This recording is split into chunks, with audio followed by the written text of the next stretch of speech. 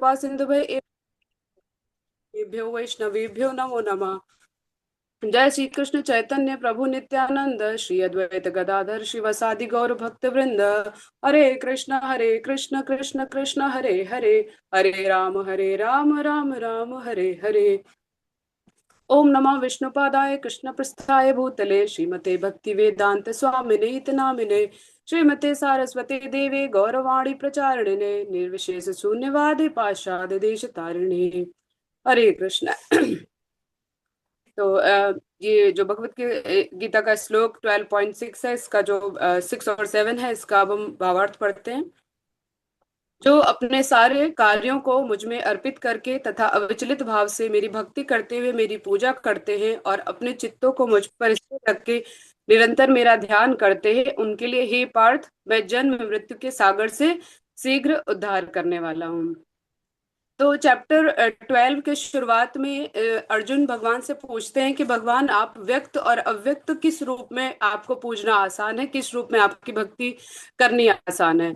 तो इसके पहले जो श्लोक था, जो 5th श्लोक है, उसमें भगवान कह बताते हैं कि जो उनका निराकार रूप है वो उसको पाना, उसके लिए प्रगति कर पाना या उस पथ पर चल पाना सबके लिए आसान नहीं है। उनके निराकार स्वरूप के प्रति जो भक्त आसक्त रहते हैं, उनके लिए भक्ति पथ पर या भक्ति मार्ग पर जो प्रगति करना है वो बहुत मुश्किल है। और देहधारियों के लिए उस क्षेत्र में प्रगति कर पाना सदैव जो है मुश्किल होता है। बल्कि और अब इस श्लोक में भगवान बताते हैं कि भगवान को पाने का जो सरल मार्ग है वो क्या है। और यहाँ पर भगवान बताते हैं कि जो अपने साथ, जैसा कि हम जानते भी हैं कि हमें अपने सारे कार्यों को भगवान को समर्पित करना है, अविचलित भाव से भगवान की भक्ति करनी है, पूजा करनी है। और यहाँ पर भगवान डिक्लेयर कर रहे हैं, भगवान डिक्लेयर क्या कर रहे हैं कि मैं किनको जन्म मृत्यु के चक्र से मुक्त करूंगा। यहाँ पे भगवान बता रहे हैं कि हे पार्थ, मैं जन्म मृत्यु के सागर से उनका शीघ्र उद्धार करने वाला हूँ। किनका? जो इसमें तीन बताए हैं भगवान ने, 3 चीजें बताई हैं। जो सबसे पहला है, जो अपने सारे कार्यों को मुझ में अर्पित करते हैं। दूसरा है कि जो अविचलित भाव से मेरी भक्ति करते हैं, मेरी पूजा करते हैं। और तीसरा, अपने चित्तों को मुझ पर स्थिर रख करके निरंतर मेरा ध्यान करते हैं। इसका थोड़ा तात्पर्य बड़ा है, पहले हम इसका तात्पर्य पढ़ लेते हैं जल्दी से, और फिर हम इस पर चर्चा करेंगे। तात्पर्य श्रील प्रभुपाद के द्वारा, श्रील प्रभुपाद की जय। तात्पर्य, यहाँ यह स्पष्ट कहा गया है कि भक्त जन अत्यंत भाग्यशाली हैं कि भगवान उनका इस भव सागर से तुरंत ही उद्धार कर देते हैं। भक्ति करने पर मनुष्य को इसकी अनुभूति होने लगती है कि ईश्वर महान है और जीवात्मा इनके अधीन है। उसका कर्तव्य है कि वह भगवान की सेवा करे, और यदि वह ऐसा नहीं करता तो उसे माया की सेवा करनी होगी। जैसा पहले कहा जा चुका है कि केवल भक्ति से परमेश्वर को जाना जा सकता है, अतएव मनुष्य को चाहिए कि वह पूर्ण रूप से भक्त बने।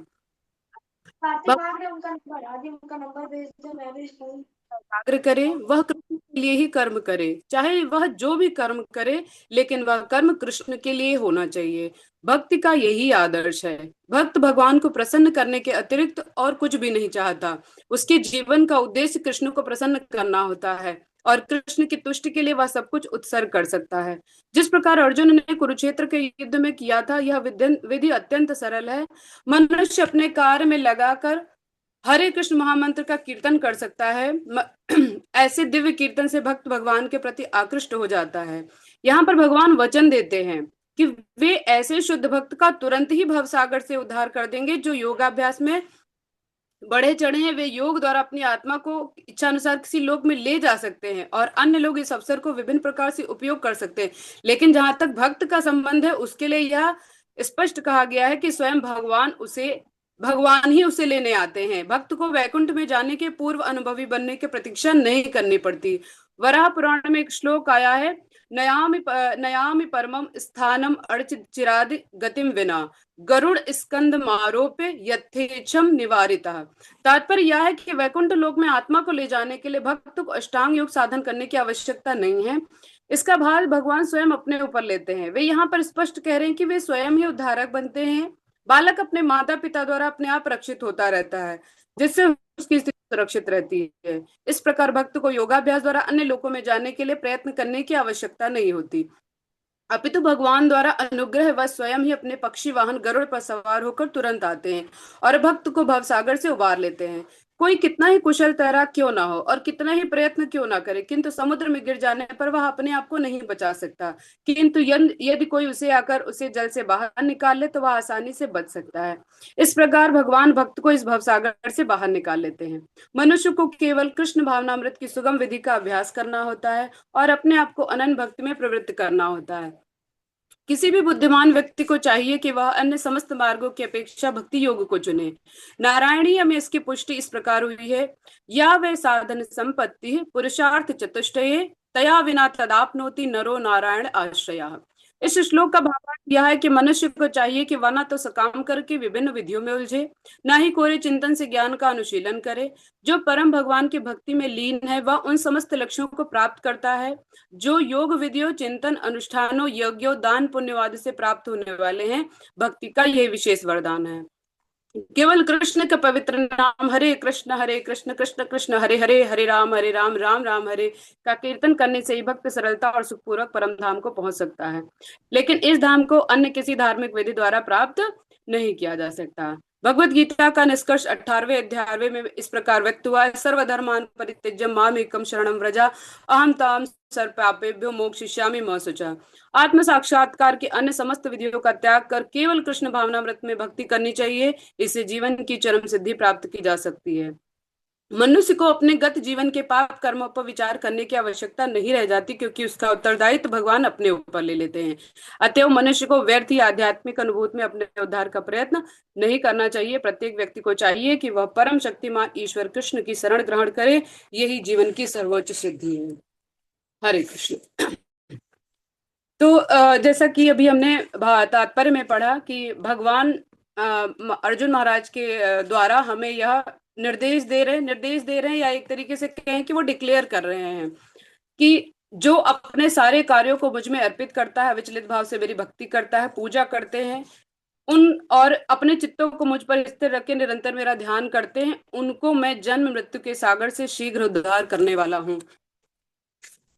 लिखा तेसा महम समुद्धरता, तेसा महम समुद्धरता मतलब मैं उनका उद्धार करता हूँ मृत्यु संसार सागरत, मृत्यु और जन्म मृत्यु के चक्र से उनको मुक्त करता हूँ। तो हम सभी जानते हैं, तो आप सब में से कौन जो है जन्म मृत्यु के चक्र से छूटना चाहता है? कोई बताए किसको किसको इस जन्म मृत्यु के चक्र से जो है अब छूटना है? सभी चाहते हैं जन्म मृत्यु के, लेकिन बहुत लोग नहीं जानते। बहुत लोग को, जैसे हम लोग अब इतने दिन से जुड़े हैं तो इतना तो हम जानते हैं कि हमारे लिए अब क्या ठीक है और क्या नहीं ठीक है। लेकिन बहुत सारे लोग अभी इन्हीं सब में पड़े हुए हैं कि अरे ठीक है, इतने मजे तो कर रहे हैं, क्या तकलीफ है, खाया पिया ऐश किया पार्टी किया, सब कुछ तो मिल रहा है, पैसा है संपत्ति है परिवार है सारी सुख सुविधाएं हैं इंद्रिय भोग है, तो हम क्यों ना करें। तो बहुत सारे लोग नहीं करना चाहते हैं। लेकिन अगर अपनी अंतरात्मा से हम पूछते हैं तो कहीं ना कहीं सबको पता है कि हम कहीं ना कहीं दुख भोग ही रहे हैं। जो सुख आता है वो क्षणिक होता है, लेकिन एक ना एक उसके बाद कोई ना कोई दुख आता ही रहता है। तो भगवान यहाँ स्पष्ट रूप से डिक्लेयर कर रहे हैं कि जो भी व्यक्ति जन्म मृत्यु के चक्र से छूटना चाहता है, जो व्यक्ति छुटकारा पाना चाहता है इस जंजाल से, उसको ऐसा करना होगा जो 3 बातें इस श्लोक में भगवान ने बताई हैं। तो इसके लिए क्या करना होगा, मतलब जो भी हम भगवत धाम जाना चाहते हैं उसके लिए हमें सबसे पहले भगवान की शरणागति लेनी है, भगवान की सेवा करनी है, भगवान का नाम लेना है। भगवत धाम जाने के लिए सबसे जो आसान कहते ना उपाय है वो शिला प्रभुपाद ने, चैतन्य महाप्रभु ने हम सबको बताया है। केवल हरे कृष्ण महामंत्र का कीर्तन करने से, जप करने से, भगवान की सेवा करने से, अर्च विग्रह की सेवा करने से हम भगवान के धाम जा सकते हैं। यहाँ पर ये बात भी बहुत स्पष्ट है कि हमें समस्त अपनी इंद्रियों को भगवान की सेवा में लगाना है। हमें अपनी आंखों को भगवान के विग्रह को देखने के लिए, कानों को भगवान की कीर्तन भजन लीलाएं सुनने के लिए, अपने मुख से लीलाओं का भगवान की जो ग्लोरी है उनको गाने के लिए, अपने हाथों से अर्च विग्रह की सेवा करने, मंदिर का मार्जन करने, इनके सब के लिए यूज करना। तो अपने हर इंद्रिय को हमें भगवान के सेवा में लगाना है, उनकी सेवा के लिए ही हमें उपयोग करना है। और कौन से वो जो व्यक्ति हैं जो जन्म मरण के चक्र से छूटना चाहते हैं? कौन से वो व्यक्ति हैं जिनको पता है कि जो जन्म मृत्यु जरा व्याधि के चंगुल से भी छूटना चाहते हैं, वही वो जानते हैं कि ये जो जन्म मिला है ये बस थोड़ी समय के लिए है, हमें जो अभी हमने मनुष्य शरीर धारण किया और उसके बाद फिर कुछ समय बाद अपना रोल निभाएंगे और फिर हमें मृत्यु होगी। तो बार बार वही होना है, पुनरपि जननम पुनरपि मरणम पुनरपि जननी जठरे शयनम। हर बार यही होना है। बार बार हम इसी जंजाल में पड़े हुए हैं, मृत्यु जन्म के चक्र से पड़े हुए हैं। तो यहाँ पर ये जो श्लोक है ना, ये भज गोविंदम एक श्लोक का स्रोत है, उसका है। पुनरपि जन्म पुनरपि मरणम पुनरपि जननी जठरे सैनम, यह संसार बहुत दुस्तारे कृपया पारे पाहि मुरारे। तो यहाँ पर एक जो भक्त है वो माता के गर्भ में है और वो भगवान से प्रार्थना कर रहा है। मतलब गर्भ की स्थिति को बताता हुआ भगवान से प्रार्थना कर रहा है कि भगवान, पुनः जन्म पुनः मृत्यु, पुनः माँ के गर्भ में रहना, इस संसार की प्रक्रिया को पार कर पाना बहुत ही मुश्किल है। और हे मुरारी, कृपया अपनी अहेतु की दया से मेरी रक्षा करें।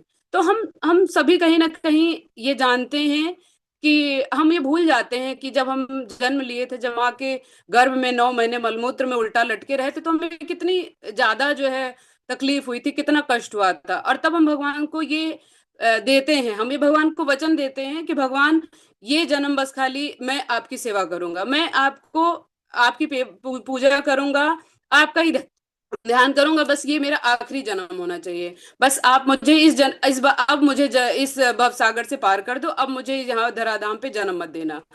तो तो जैसे जन सामान्य का कोई इंटरेस्ट नहीं होता इन सब चीजों में कि ठीक है, हमें कोई फर्क नहीं पड़ता कि किसी को कुचक्र से, इस जन्म मृत्यु के चक्र से निकलना भी है। लेकिन जो जरा सा भी भक्तों की संगत में है, जिनको जरा सा भी भगवान के बारे में पता है, वो जानते हैं कि इस सबसे जो आसान मार्ग है, अगर हमें मनुष्य जीवन मिला है तो हमें भरसक प्रयास करना चाहिए कि हम भगवान की भक्ति करें और भगवान से हम ये मांगे कि भगवान हमें, हमारा ये आखिरी जन्म हो, हमें इस जन्म मरण के चक्र से जो है मुक्ति दे दो। तो तो ये भी है, जिन्हें कहते हैं ना, जिन्हें जन्म मृत्यु जरा व्याधि से कुछ लेना देना नहीं है, उनको उससे कोई तकलीफ नहीं है। वो बस 4 चीजों में फंसे हैं, आहार निद्रा भय मैथुन। उनको बस खाली इन्हीं 4 चीजों में पड़े रहना है और उनको इससे कोई प्रॉब्लम भी नहीं है। वो कहते हैं ठीक है, मजे तो चल रहे हैं। लेकिन जिन्हें चिंता है कि जन्म मृत्यु जरा व्याधि बहुत बड़ी समस्या है, कहते ये सुख जो मिल रहे हैं ना, उनसे कई गुना ये बहुत बड़ी समस्या है। जो हमें भौतिक सुख मिल रहे हैं, उनसे 1000 गुना ये बहुत बड़ी समस्या है। वो आहार निद्रा भय मैथुन को त्याग करके भगवत भक्ति करते हैं, वो भगवान की सेवा करते हैं और भगवान के धाम को जाने के लिए प्रयास करते हैं।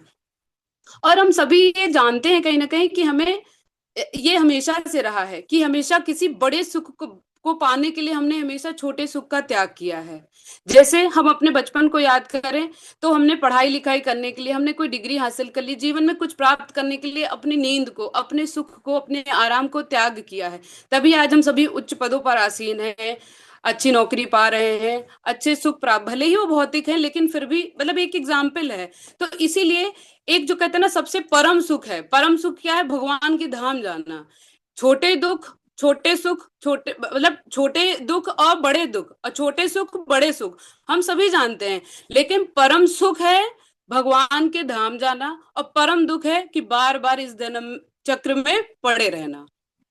तो अगर हम ये सब जानते हैं, अब हर कोई चाहता है, हर इंसान चाहता है कि आराम से घर में बैठे रहें। हर पुरुष चाहता है कि हाँ ठीक है, घर में आराम से गरम गरम खाना मिले, टीवी चला लें, वेब सीरीज देखें।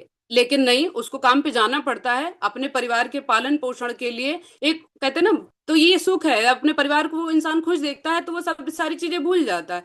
तो वो बड़े सुख के लिए सारे अपने छोटे सुखों का त्याग कर देता है। तो इसी प्रकार अगर हम बहुत आध्यात्मिक लेवल पर जाकर के देखें, तो ये बहुत बहुत ज्यादा कहते हैं ना, बहुत निम्न स्तर के सुख हैं। और जो सबसे हमारा परम सुख है वो क्या है? भगवान के धाम जाकर के भगवान की सेवा करना। तो नित्य सुख जो है, नित्य सुख पाने के लिए हमें सभी इन भौतिक सुखों का त्याग करना होता है। भौतिक सुखों का त्याग न करके, बल्कि हम ये कह सकते हैं कि हम उन सुखों में ही भगवान से जुड़ जाएं। कृष्ण भावनामृत क्या है कि अपने सभी कार्यों में हम कृष्ण को जोड़ें, अपने सभी कार्यों में हम भगवान को याद करें, अपने सारे कर्मों को हम भगवान को समर्पित करें। लेकिन होता क्या है कि हम कर्म भगवान के लिए नहीं करते, हम कर्म फल भोगने के लिए काम करते हैं। अगर हमको उसका बढ़िया फल मिल रहा है, तब तो हमें उसके काम करने में बहुत मजे आते हैं। लेकिन अगर उसमें कर्म फल भोगने में आनंद आपको नहीं आ रहा है, तो आपको लगता है अरे नीरस है, ये बहुत बोरिंग है, क्या करना है पूजा पाठ करके सभी सभी तो तकलीफ में आते हैं। तो नित्य सुख के लिए हमें भौतिक सुखों का त्याग करना होगा। और जैसे जो अभक्त होते हैं, जो थोड़े आसुरी प्रवृत्ति के लोग होते हैं, वो आपसे पूछेंगे भी आपके समाज में, अरे तो क्या हुआ, तुम बड़ा भक्ति कर रहे हो, मरोगे तो तुम भी एक दिन, और मरेंगे हम भी, तुमको भी मौत आनी, हमको भी मौत आनी है, हो सकता है तुमको हमसे भी खराब मौत आए। तो तो आपको पास जवाब होना चाहिए इसका कि हाँ, तो आप इसको शिला प्रभुपाद ने बहुत अच्छे उदाहरण से हम सबको ये बात समझाई है कि जैसे एक बिल्ली होती है, वो अपने मुंह से चूहे को भी पकड़ती है, और अपने मुंह से अपने बिल्ली के बच्चे को भी पकड़ती है।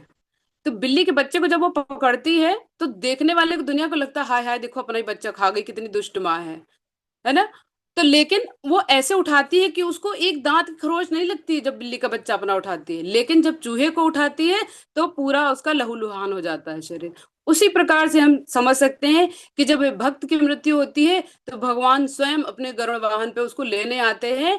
और जब कोई अभक्त आसुरी मरता है, तो वो यही अगले अगले जन्म में किसी भी जो है अधम योनि में जाता है, और जैसा वो कर्म करता है वैसा वो फल भोगता है।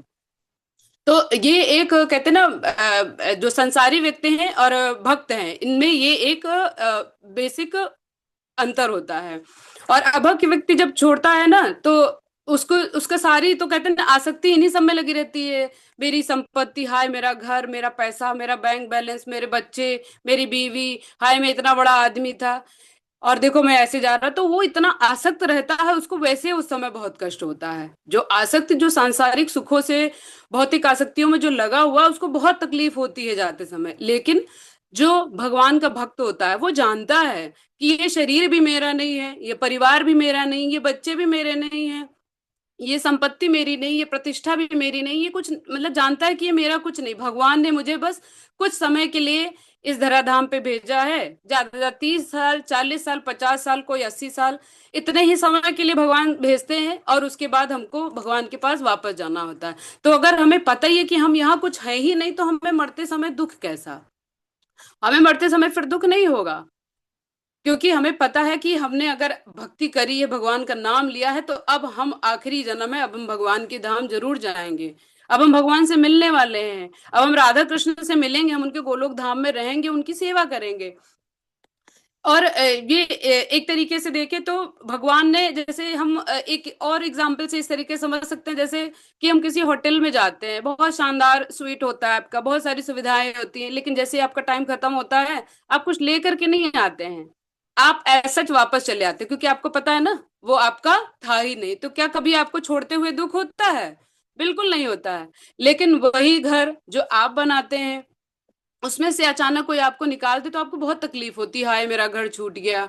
तो बात यहाँ पर सिर्फ माइंडसेट और आसक्ति की आ जाती है, कि अगर हम ये सोचें, केवल अपने मन में ये हम विचार रखें कि ये मेरा नहीं है, तो कुछ भी छूटते समय हमको तकलीफ नहीं होती। और ये खाली इसके लिए नहीं, ये हर चीज के लिए डिटैचमेंट जो है बहुत जरूरी होता है। इंसान अगर कहते रहे, जो स्ट्रेस मैनेजमेंट और मेंटल हेल्थ की क्लासेस वगैरह चलती हैं, उसमें भी एक बहुत स्पिरिचुअल फैक्टर यही है कि हम बहुत ज्यादा किसी चीज से अटैच ना हो, चाहे वो कोई ऑब्जेक्ट हो, चाहे वो कोई पर्सन हो, और चाहे वो कोई बिलोंगिंग हो, और चाहे वो कोई एटमॉस्फेयर हो। अगर हम किसी चीज से बहुत ज्यादा अटैच नहीं होते हैं, तो हमको उस चीज को छोड़ते समय कम तकलीफ होती है। तो जितनी जल्दी हम ये स्वीकार कर लेते हैं ना कि ये सब मेरा नहीं है, उतनी ही जल्दी हम भगवान की सेवा में लग भी जाते हैं।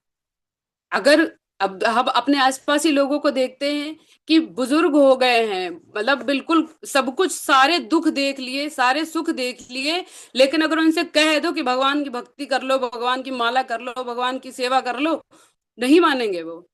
उनको मनाना बहुत मुश्किल होता है। तो जो सांसारी व्यक्ति होते हैं ना, वो कहते हैं ना भगवान के आदेशानुसार कभी चलते ही नहीं, और इसीलिए वो हमेशा दुख पाते हैं। जबकि जो एक भक्त होता है, वो भगवान के आदेशानुसार चलता है, शास्त्रों के आदेशानुसार चलता है, और इसीलिए वो जो है कहते हैं ना खुशी खुशी प्राण त्याग देता है। हमने नारायण की भी एक स्टोरी सुनी, और ऐसे ही कई वो अजामिल की, जो अभी सॉरी सुनी, अजामिल की स्टोरी सुनी थी अभी हमने। और ऐसे ही एक हमारे शास्त्रों में कथा मिलती है धुंधकारी की। धुंधकारी की कथा आप सभी ने सुनी होगी, मैं फिर से सुना दूं, धुंधकारी और गोकर्ण की। ठीक है। तो कहते ना, एक ऐसे ही तुंगभद्रा नदी के किनारे गंगा नगर में एक आत्मदेव नाम के ब्राह्मण रहते थे, और बहुत संपन्न थे, धनी थे, बहुत विद्वान थे। और लेकिन उनकी जो पत्नी थी, धुंधली नाम था उसका, वो बहुत कलेशी थी, बहुत दुष्ट प्रवृत्ति की थी, सुंदर बहुत थी लेकिन बहुत बहुत कलेश करती थी। तो जो ये धुंधकारी थे, ये इनको बस खाली एक यही दुख था, सब कुछ था इनके पास, बस यही दुख था कि इनके कोई पुत्र नहीं था। ये बहुत परेशान रहते थे। तो जब बहुत एक बार परेशान हुए, तो जाकर के एक बार उन्होंने तालाब में या नदी में डूब करके मरने की कोशिश करी। तो वहां पर कोई एक साधु थे, तो उन्होंने कहा कि क्या हुआ तुमको, ऐसा कौन सा दुख आ गया कि तुम अपना जीवन जो है त्यागने जा रहे हो। तो बताया कि उन्होंने कि महाराज, इतने वर्ष हो गए और मुझे कोई संतान की प्राप्ति नहीं हुई है। और कहते ना कि मैं जो पेड़ तक लगाता हूँ वो भी सूख जाता है, मतलब जो फल लाता हूँ वो भी सड़ जाता है, मतलब मेरे है ही नहीं, मतलब पुत्र नहीं हो रहा, मुझे कोई सुख नहीं करे, इतनी संपत्ति का मैं क्या करूंगा इस सुख, मेरे पास कोई पुत्र नहीं है। तो कहते हैं अच्छा ठीक है। फिर वो संत जो है उनका जो है उनका मस्तक पढ़ते हैं, उनकी मस्तक की रेखाएं, तो वो कहते हैं कि तुमको इस जन्म में क्या, तुमको 7 जन्म तक भी प्रारब्ध नहीं है तुम्हारा कि तुमको संतान हो, संतान तुमको नहीं हो सकती। तो बोला तब तो मुझे पक्का जीवन त्यागने दीजिए, तो फिर आप मुझे क्यों रोक रहे हैं, जब मेरे सुख में है, मतलब मेरे भाग्य में संतान सुख नहीं है तो मुझे त्यागने दीजिए। तो वो कहता है अच्छा ठीक है, नहीं मान रहे तो कोई बात नहीं, तो अपनी झोली से एक फल निकाल करके देता है आत्मदेव को, और कहता है इसको अपनी पत्नी को खिला देना। तो वो अपनी पत्नी के पास जाता है, कहता है ये फल खा लो, एक दिया है संत ने और इससे हमको पुत्र की प्राप्ति होगी। लेकिन वो भी थोड़ी मॉडर्न टाइप की ठहरी, उसने कहा अरे मैं प्रेग्नेंट हो जाऊंगी तो मेरा फिगर खराब हो जाएगा, और मतलब जितने मैं इधर उधर घूमती हूँ, मैं अपना सब जो है इंद्रिय सुख पा रही हूँ वो सब मेरा खराब हो जाएगा। तो उसने क्या किया, फल अपनी बहन को दे दिया। ठीक है, बहन को दे दिया, और वो जब बहन उसकी गर्भवती हुई तो उसने कहा ठीक है मैं अपना बच्चा ना तुमको दे दूंगी जब होगा, और तुम तब तक एक्टिंग करना कि तुम खाली प्रेग्नेंट हो आत्मदेव के सामने। तो ऐसा ही उसने किया 9 महीने तक।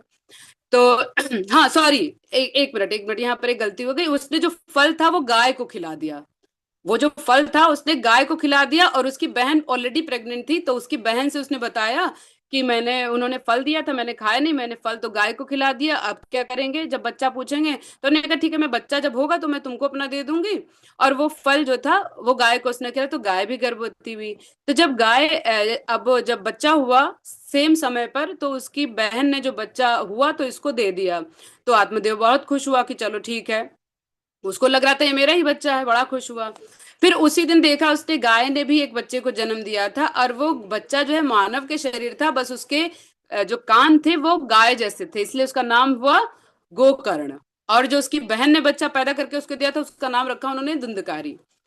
तो नाम से ही पता चलता है धुंधकारी बहुत द्वंद करता था, बहुत नालायक था, बहुत बड़ा हुआ, बहुत कपटी, छल, व्यभिचार और लूट पा, मतलब कोई कमी नहीं थी, इतना आसुरी प्रवृत्ति का था कि कोई ऐसा दुर्गुण नहीं जो उसमें था नहीं। जबकि उसका विपरीत गोकर्ण था।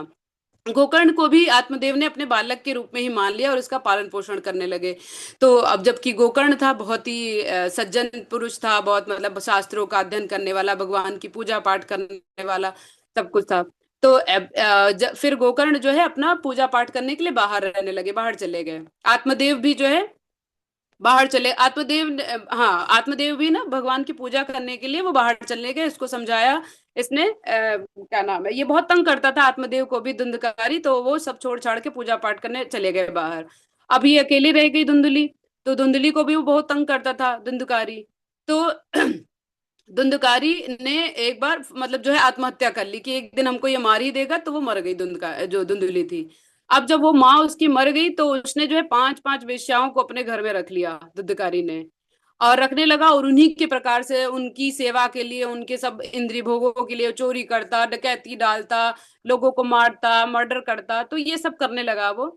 तो जब एक बार ये सब बाहर गया हुआ था, तो सब 5 वेश्याओं ने सोचा कि ये है इतना दुष्ट, अगर राजा को पता चल गया तो एक दिन इसको फांसी पे मार देगा और हम लोग को भी सजा मिलेगी, हम भी मर जाएंगे, चलो इसको मार देते हैं। तो 5 वेश्याओं ने मिलकर एक दिन जो है धुंधकारी को मार दिया। पहले तो गला दबाया, सब कुछ किया, लेकिन जब वो नहीं मर रहा था तो उसके मुंह में ने जलता हुआ कोयला डाल दिया, तब वो मरा। तो जब वो मर गया इस तरीके से, तो कहते ना ऐसे मरा था कि चूंकि कभी जिंदगी में भगवान का नाम नहीं लिया, ऊपर से ऐसे कलेश में वो मरा कि वो प्रेत योनि को प्राप्त हुआ, प्रेत योनि को प्राप्त हुआ और अपने घर में ही रहने लगा।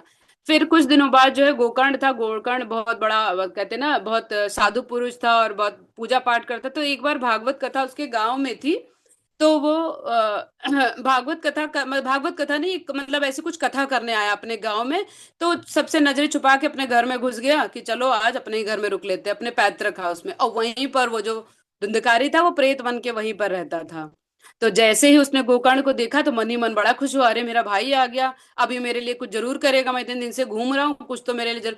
तो आया उसके सामने प्रकट हुआ तो बोले कि तुम तुमको क्या हुआ? तो बोला, मरे मैं जिंदा नहीं हूं, मैं प्रेत बन गया हूँ और मैं मर गया हूँ, लेकिन मेरी आत्मा को शांति नहीं मिली हो। तुम मेरे भाई हो, तुम तो इतने पूजा पाठ करते हो, साधु संत हो, तुम मेरे लिए कुछ करो।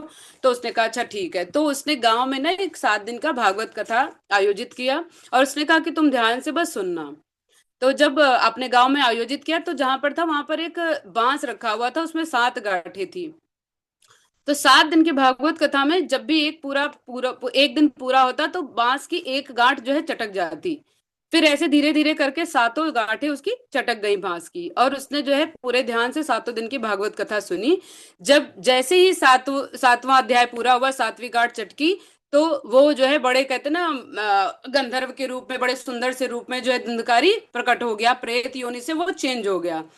तो फिर और उसके बाद तुरंत जो है भगवान का वाहन आया और उसको लेकर के गया। तो फिर गोकर्ण ने कहा कि अरे प्रभु, मतलब कथा तो सबने सुनी, आपने केवल धुंधकारी को ही क्यों लिया? धुंधकारी तो मतलब आसुरी था, पूरे गांव ने सुनी, मैंने सुनाई, हमको तो नहीं विमान लेने आया। तो उन्होंने कहा कि तुम तो भगवान के जो है कहते क्या सेवक हो एक तरीके से, और भगवान की सेवा कर रहे हो, सबको कथा सुना के तुम्हारा भी समय आएगा। कथा तो सबने सुनी, लेकिन सबसे मन से सुनी किसने? धुंधकारी ने सुनी, और उसमें गहन विचार विमर्श भी किया उसने। बैठे बैठे बहुत ध्यान से उसने सुना, बिल्कुल भूखे प्यासे इधर उधर अविचलित होते हुए, बिना विचलित हुए उसने पूरी कथा सुनी। इसलिए जो है भगवान का वाहन उसको लेने आया। तो जब गोकर्ण को ये पता चला कि इतने मन से मनोयोग से सुननी है कथा, तो फिर उसने फिर दोबारा से 1 साल बाद फिर कथा कराई। और फिर जो है उसको भी भगवान लेने, तो इवन उसको लेने आए गांव के जितने लोग थे, इवन कुत्ते बिल्ली जो कुछ भी थे, जिन्होंने भी भागवत कथा सुनी, अपने मन में उतारी, अपने हृदयों में, उन सबको भगवान ने जो है अ, अपने धाम ले गए, उनको सबको जन्म मरण के चक्र से मुक्ति दे दी।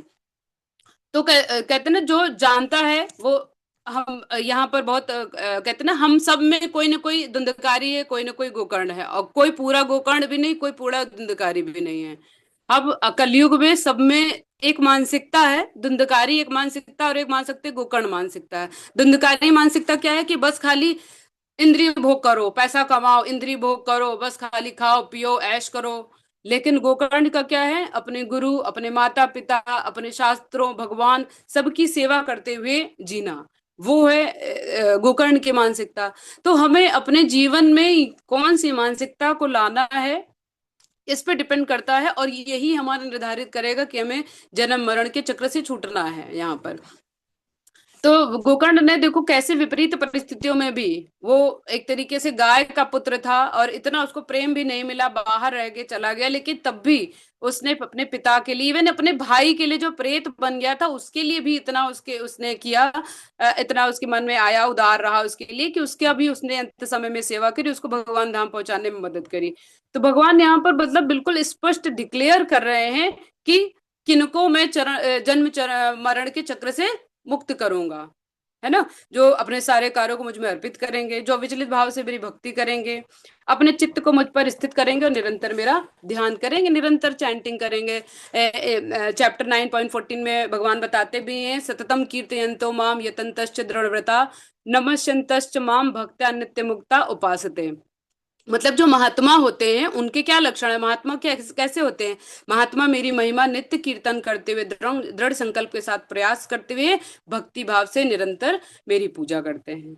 तो हमें भी शिला प्रभुपाद जी ने जो हमें बताया है, जो उन्होंने चैतन्य महाप्रभु ने जो हमें शिक्षाएं दी हैं कि हमें कलयुग में केवल और केवल भगवान नाम का स्मरण करना है, भगवान की सेवा करनी है, और इसी से हम जन्म मरण के चक्र से जो है छूट पाएंगे और भगवान के धाम वापस जा सकेंगे।